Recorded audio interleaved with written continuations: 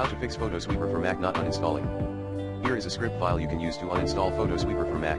#bin/bash #stop the PhotoSweeper app if it is running osascript quit app PhotoSweeper #remove the PhotoSweeper app and associated files sudo rmrf/application/photosweeper.app rmrf/library/application/support/photosweeper rmrf/library/caches/com/overmax.photosweeper rmrf/library/cookies/com/overmax.photosweeper.binary cookies rmrf/library/log/photosweeper.log rmrf/library/preferences/com/overmax.photosweeper.plist rmrf/library/save \application/state/com/overmax.photosweeper.savedState.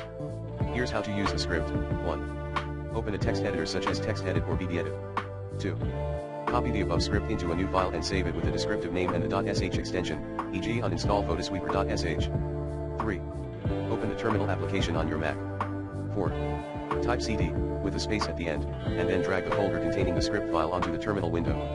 This will automatically insert the full path to the folder into the terminal command. Press enter to navigate to that folder. 5. Type mod +x uninstall -photosweeper.sh and press enter to make the script executable. 6. Type /uninstall photosweeper.sh and press enter to run the script.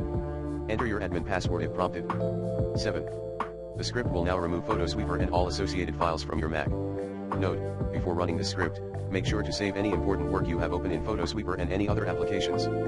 Also, be aware that the script will permanently delete PhotoSweeper and associated files, so make sure you have a backup if you need to reinstall the application later.